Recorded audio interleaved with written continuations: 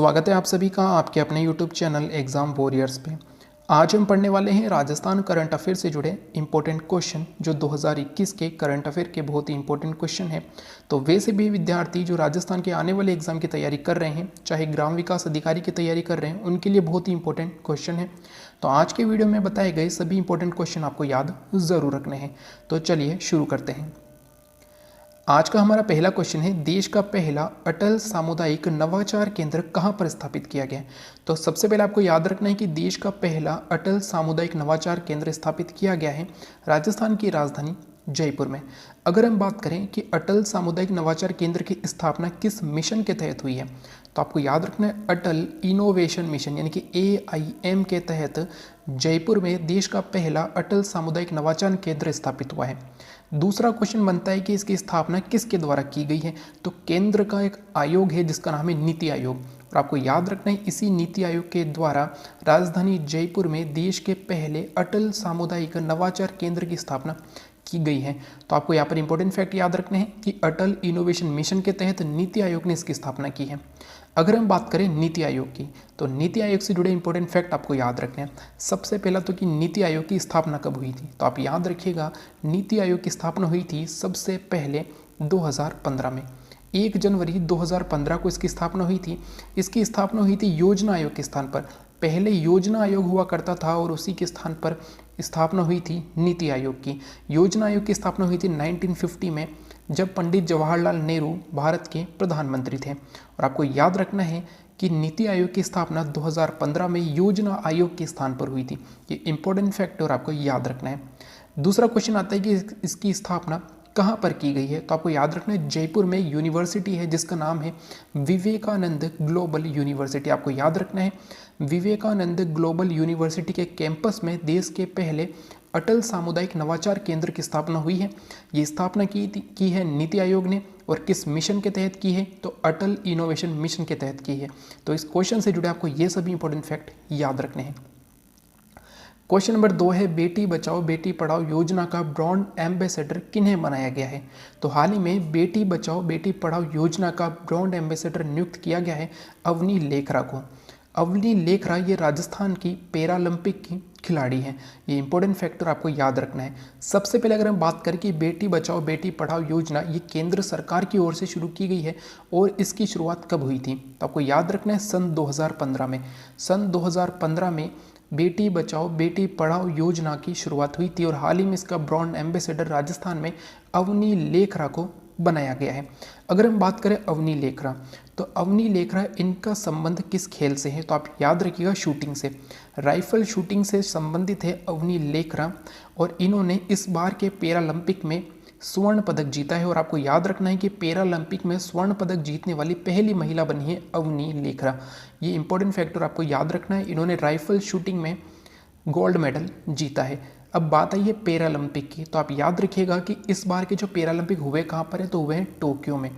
Tokyo में इस बार के पैरालंपिक हुए हैं। कौन से नंबर के हैं, तो 16वें नंबर के पैरालंपिक खेल हैं।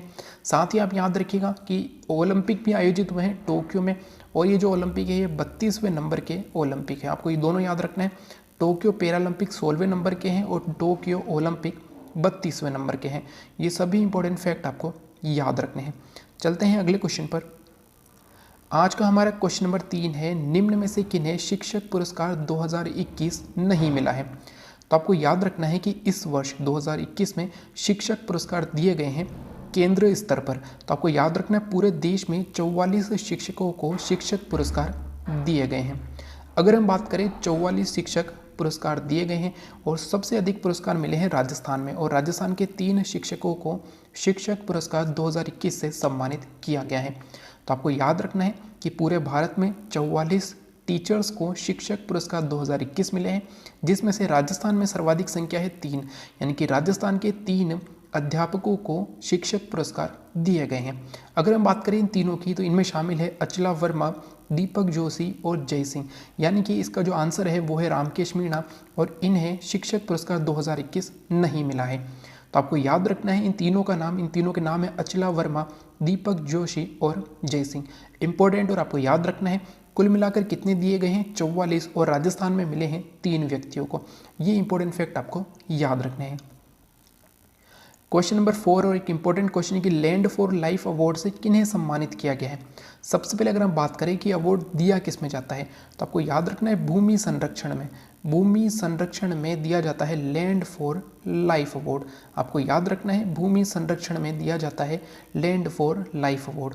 और ये मिला किन्हें है, तो आपको याद रखना है राजस्थान के रहने वाले हैं श्याम सुंदर जानी। श्याम सुंदर जानी ये राजस्थान के श्रीगंगानगर के रहने वाले हैं। ये भी इंपॉर्टेंट फैक्ट आपको याद रखना है, ये क्वेश्चन एग्जाम में पूछा जा सकता है। तो श्रीगंगानगर के निवासी हैं श्याम सुंदर जानी और इन्हें ही लैंड फॉर लाइफ अवार्ड मिला है भूमि संरक्षण में। आप याद रखिएगा कि हाल ही में चीन के बून शहर में, चीन में एक शहर है जिसका नाम है बून, और यहीं पर एक सम्मेलन हुआ था और इसी में श्याम सुंदर जानी को इस वर्ष का यानी कि 2021 का लैंड फॉर लाइफ अवार्ड मिला है। और किस क्षेत्र में मिला है, तो भूमि संरक्षण में मिला है। ये जो अवार्ड है ये भूमि संरक्षण में विश्व का सबसे बड़ा अवार्ड है और आपको याद रखना है इससे सम्मानित किया गया है श्याम सुंदर जानी को। और ये कहाँ पर मिला है, तो चीन के एक शहर बून में एक सम्मेलन हुआ था और उसी में लैंड फॉर लाइफ अवार्ड मिला है श्याम सुंदर जानी को। चलते हैं अगले क्वेश्चन पर। आज का हमारा क्वेश्चन नंबर 5 है, वित्त वर्ष 2020-21 के लिए भूमि विकास बैंकों से दीर्घकालीन कृषि ऋण पर कितने प्रतिशत ब्याज की घोषणा की गई है। तो हाल ही में राजस्थान सरकार ने राज्य के किसानों के लिए भूमि विकास बैंकों से जो ऋण लिया गया है उस पर 5% ब्याज की घोषणा की है। यानी कि वे किसान जो अपना ऋण समय पर अदा करेंगे यानी कि समय पर चुकाएंगे उनके लिए ब्याज दर है 5%, और वे किसान जो अपने तय समय में ब्याज ऋण नहीं चुकाएंगे उनके लिए रखा गया 10%। तो आपको याद रखना है कि 5% की घोषणा की गई है भूमि विकास बैंकों से दीर्घकालीन कृषि ऋण पर। ये इंपॉर्टेंट और आपको याद रखना है। क्वेश्चन नंबर 6 है, राजस्थान के कितने जिलों में मेडिकल कॉलेज प्रस्तावित हैं। तो आपको याद रखना है कि 2023 तक राजस्थान के 30 जिलों में मेडिकल कॉलेज स्थापित होंगे। यानी कि प्रस्तावित है कि 2023 तक राजस्थान के 30 जिलों में मेडिकल कॉलेज प्रस्तावित किए गए हैं। अब आपको याद रखना है कि राजस्थान में कुल जिले हैं 33। राजस्थान में 33 जिले हैं जिनमें से 30 जिलों में प्रस्तावित हैं। तो ऐसे कौन से 3 जिले हैं जहां पर मेडिकल कॉलेज अभी प्रस्तावित नहीं है। तो सबसे पहले आपको याद रखना है जालोर। जालोर जो है यहाँ पर वर्तमान में मेडिकल कॉलेज प्रस्तावित नहीं है। इसके बाद नाम आता है राजसमंद का, ये भी आपको याद रखना है राजसमंद में भी प्रस्तावित नहीं है। और अंत में आता है प्रतापगढ़। तो इन तीनों जिलों में मेडिकल कॉलेज अभी प्रस्तावित नहीं है। इन तीनों के नाम आपको याद रखने हैं, जालोर, राजसमंद और प्रतापगढ़। इनके अलावा अन्य सभी 30 जिलों में मेडिकल कॉलेज प्रस्तावित हैं जो 2023 तक बनकर तैयार हो जाएंगे। ये सभी इंपॉर्टेंट फैक्ट आपको याद रखने हैं। क्वेश्चन नंबर 7 है, भूजल प्रबंधन के लिए हेली जनित सर्वेक्षण तकनीक का शुभारंभ कहाँ किया गया है। तो आप याद रखिएगा कि जोधपुर में हेली जनित सर्वेक्षण तकनीकी का शुभारंभ किया गया। सबसे पहले अगर हम इंपॉर्टेंट बात करें तो इसकी शुरुआत यानी कि भूजल प्रबंधन के लिए हेली जनित सर्वेक्षण तकनीक की शुरुआत सबसे पहले 4 राज्यों में हुई है। इन 4 राज्यों के नाम है पंजाब, हरियाणा, राजस्थान और गुजरात। इन 4 राज्यों में सबसे पहले भूजल प्रबंधन के लिए हेली जनित सर्वेक्षण तकनीक का शुभारंभ किया गया। इसमें होगा क्या, तो आपको याद रखना है कि इसमें जो शुष्क क्षेत्र होता है, जैसे कि राजस्थान में शुष्क क्षेत्र है, राजस्थान का मरुस्थलीय प्रदेश, वहाँ पर लोगों को स्वच्छ और सुरक्षित जल देने के लिए यानी कि सुरक्षित पानी की व्यवस्था करने के लिए भूजल प्रबंधन के लिए हेली जनित सर्वेक्षण तकनीक का शुभारंभ किया गया। और आपको याद रखना है इस तकनीक का शुभारंभ कहाँ पर हुआ है, तो जोधपुर में हुआ है। इंपॉर्टेंट फैक्टर आपको याद रखना है। आज का हमारा क्वेश्चन नंबर 8 है, राज्य में जारी उत्कृष्ट डेवलपमेंट इम्पैक्ट बॉन्ड का संबंध किस क्षेत्र से है। तो आपको याद रखना है इसका संबंध है स्वास्थ्य से, यानी कि राजस्थान राज्य में स्वास्थ्य से संबंधित उत्कृष्ट डेवलपमेंट इम्पैक्ट बॉन्ड शुरू किया गया है। अगर हम बात करें कि इसका विमोचन किन्होंने किया है, तो आपको याद रखना है राजस्थान के वर्तमान में स्वास्थ्य मंत्री है जिनका नाम है रघु शर्मा। जो रघु शर्मा है इन्हीं के द्वारा इसका विमोचन किया गया है। किसका, तो उत्कृष्ट डेवलपमेंट इम्पैक्ट बॉन्ड का। किन्होंने किया है, स्वास्थ्य मंत्री रघु शर्मा ने किया और इसका संबंध है स्वास्थ्य से। अगर हम बात करें केंद्र में, तो केंद्र में स्वास्थ्य मंत्री कौन है, तो आपको नाम याद रखना, मनसुख मांडविया। ये क्वेश्चन जो है हाल ही में पटवारी के एग्जाम में पूछा गया है कि वर्तमान में केंद्र में स्वास्थ्य मंत्री कौन नियुक्त हुए हैं। तो हाल ही में मनसुख मांडविया नियुक्त हुए हैं। इनसे पहले हर्षवर्धन थे और हर्षवर्धन के स्थान पर अब भारत में नए स्वास्थ्य मंत्री बन गए हैं, स्वास्थ्य एवं परिवार कल्याण मंत्री। इनका नाम है मनसुख मंडाविया। इनका नाम भी आपको याद रखना है। और राजस्थान में कौन है? तो राजस्थान में रघु शर्मा, जो कि केकड़ी अजमेर से विधायक हैं। आज का हमारा क्वेश्चन नंबर 9 है, राजस्थान उच्च न्यायालय के मुख्य न्यायाधीश कौन नियुक्त हुए हैं। तो सबसे पहले आपको याद रखना है कि राजस्थान उच्च न्यायालय के हाल ही में 38वें मुख्य न्यायाधीश नियुक्त हुए हैं। जो राजस्थान हाईकोर्ट है जोधपुर में, यहाँ पर मुख्य न्यायाधीश नियुक्त हुए हैं 38वें, और उनका नाम है अकील कुरैशी। ये भी क्वेश्चन एग्जाम में पूछा जा सकता है कि अकील कुरैशी राजस्थान उच्च न्यायालय के कौन से नंबर के मुख्य न्यायाधीश हैं। तो 38वें नंबर के मुख्य न्यायाधीश है। अगर हम बात करें राजस्थान उच्च न्यायालय की, तो सबसे पहली बात आती है कि राजस्थान उच्च न्यायालय की स्थापना कब हुई थी। तो आप याद रखिएगा 29 अगस्त 1949 को। ये डेट आपको याद रखनी है। 29 अगस्त 1949 को राजस्थान उच्च न्यायालय की स्थापना हुई थी, और ये स्थापना हुई थी जयपुर में।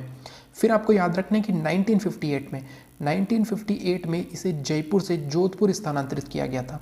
ये भी फैक्ट आपको याद रखना है कि जयपुर से जोधपुर स्थानांतरित किया गया था 1958 में। यहाँ पर आपको ध्यान देना है कि किस समिति की सिफारिश पर किया गया था। तो सत्यनारायण समिति की सिफारिश पर। ये नाम आप याद रखिएगा, सत्यनारायण राव समिति की सिफारिश पर जयपुर से जोधपुर स्थानांतरित किया गया था राजस्थान उच्च न्यायालय।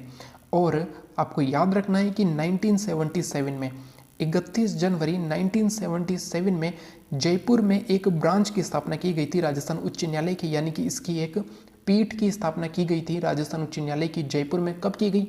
तो 31 जनवरी 1977 में की गई थी। तो ये 3 डेट आपको याद रखनी। सबसे पहले आती है 29 अगस्त 1949, जब राजस्थान उच्च न्यायालय की स्थापना हुई थी। इसके बाद आती है 1958, जब सत्यनारायण राव समिति की सिफारिश पर राजस्थान उच्च न्यायालय को जयपुर से जोधपुर स्थानांतरित किया गया था। और तीसरी डेट आती है 31 जनवरी 1977, जब जयपुर में राजस्थान उच्च न्यायालय की एक पीठ स्थापित की गई थी। तो ये सभी इंपॉर्टेंट फैक्ट आपको याद रखने हैं। वही अगर हम बात करें तो राजस्थान उच्च न्यायालय के पहले मुख्य न्यायाधीश कौन थे। तो राजस्थान उच्च न्यायालय की जब स्थापना हुई 29 अगस्त 1949 को, तब इसके पहले मुख्य न्यायाधीश बने थे कमलकांत वर्मा। कमलकांत वर्मा ये 1951 तक रहे थे। और आपको याद रखना है 1951 से 1958 तक रहे थे। इनका नाम है कैलाश नाथ। और ये जो कैलाश नाथ थे, आपको याद रखना है, ये सबसे अधिक समय तक रहे थे। 7 वर्षों का इनका कार्यकाल था कैलाश नाथ का, जो दूसरे मुख्य न्यायाधीश थे राजस्थान के। पहले थे कमलाकांत वर्मा और दूसरे थे कैलाश नाथ।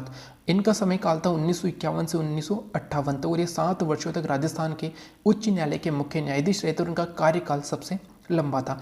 और अब वर्तमान में 38वें मुख्य न्यायाधीश कौन है? तो आप याद रखिएगा अकील कुरैशी वर्तमान में 38वें न्यायाधीश हैं। तो ये सभी इंपॉर्टेंट फैक्ट आपको याद रखने हैं।